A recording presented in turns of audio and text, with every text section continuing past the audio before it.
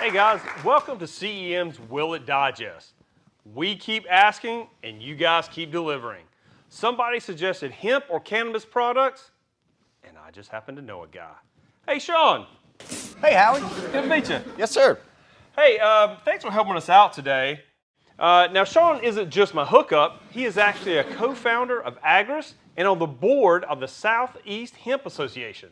Sean works with hemp farmers to produce some really high quality products, and they have been so kind to bring some over for us. So what do you have for us today? Howie, I have a good selection.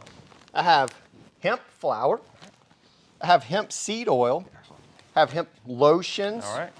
even hemp coffee, have hemp hard candies, and have some of that famous Carolina sweet crude full spectrum extract. Okay. And I heard you had a bum elbow, so I brought something for that. Excellent, excellent. You heard right. So this is all nice that you brought them.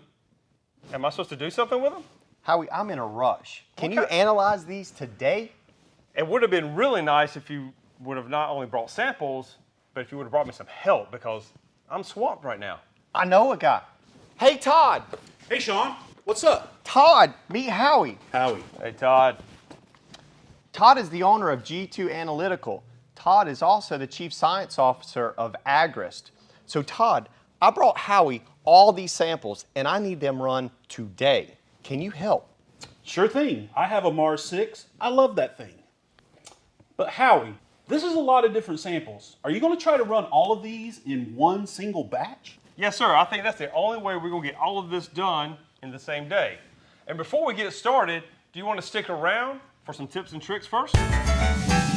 One of the biggest challenges for cannabis and hemp testing labs is that there are so many different types of products to be tested, from plant material, extracts, to finished products such as edibles and lotions.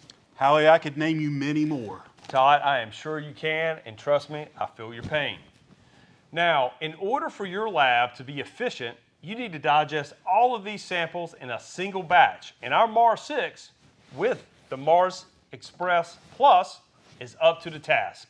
So let's get these samples weighed out and into the vessels. While we're doing this, I want to point out a couple of techniques that are going to assist and make sure that we get a nice representative sample, but also get our samples to the bottom of the vessel safely. So for candy, okay, in order to get a nice homogeneous sample, turn it into a nice powder, I will use this cryo grinder. Previously, Todd went out back, he took care of business and used this for me. So, with my calibrated eye, I'm gonna go ahead and put a half a gram into our vessel.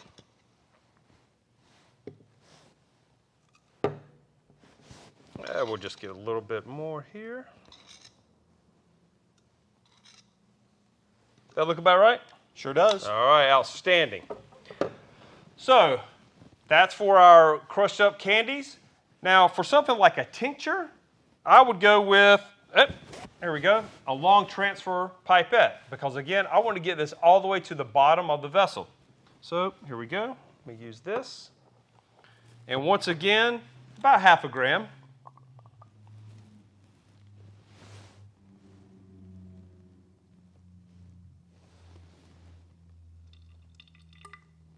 Yep, that sounds about right. Woo! All right, so we have a half a gram of our tincture. Now, CEM has a lot of other tips and tricks, and visit our website at cem.com/inthelab. So we've already talked about the tincture and the candies. Now let's talk a little bit about the oil. The oil is going to be the most challenging sample in this batch, and it's going to require 210 degrees C.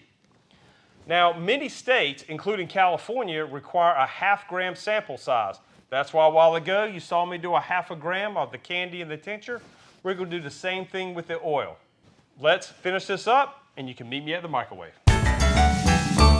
All right, now that all of our samples have been weighed out, acid added, caps torqued down, we're going to put our Express Plus vessels into our Mars 6 system.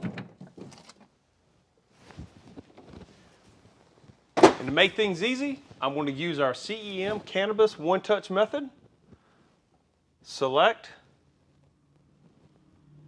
press start, and we're done. While the samples are digested, I'm going to kick it up to my new friend Todd so he can tell us a little bit about the history of cannabis and hemp. Well, I know a little, but I know a guy. Hey, Brad. Hey, Todd. How's it going? Great, man. Brad, since you're the president and chief of botanical science at Agris and Growers Hemp, I was thinking you might be the perfect person to tell us a little bit about cannabis. Well, I'll see what I can do. So, as we know right now, cannabis has been cultivated for at least 12,000 years in a region that's currently known as Mongolia. This places cannabis as one of the earliest cultivated crops that we have a record for.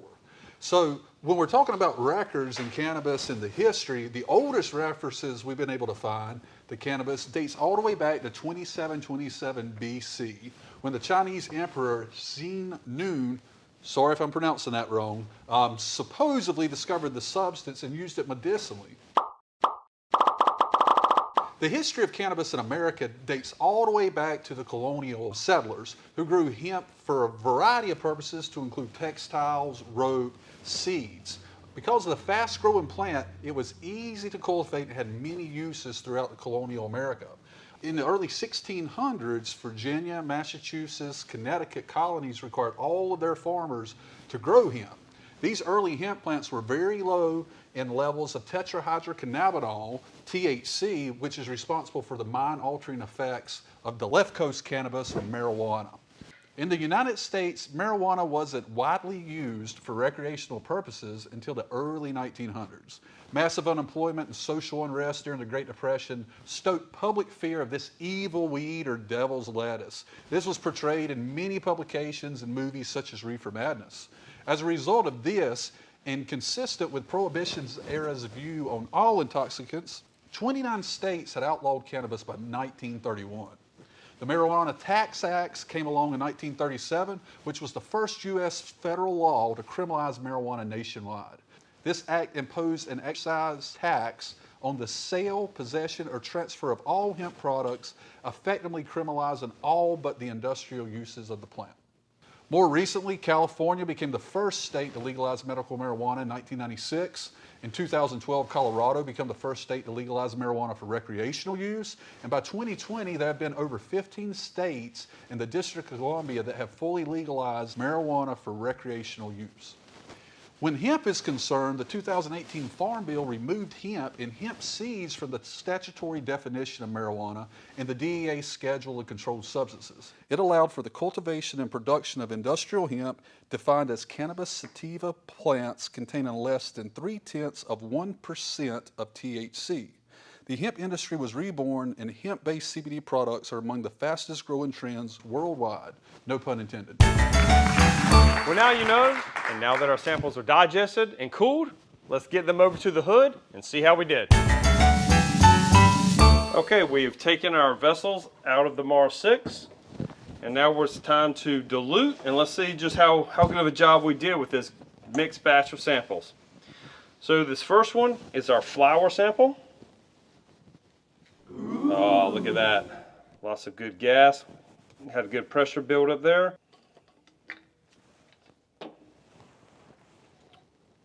And we're going to pour it out into our digitube. Okay, let's get a little bit of a transfer.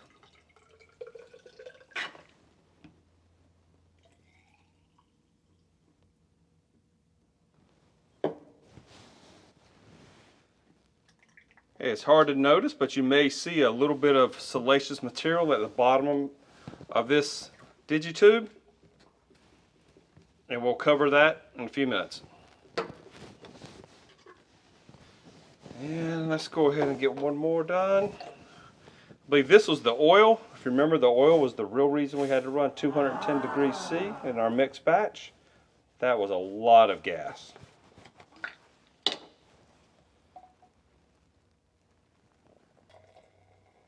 Look at all that. Okay, very nice.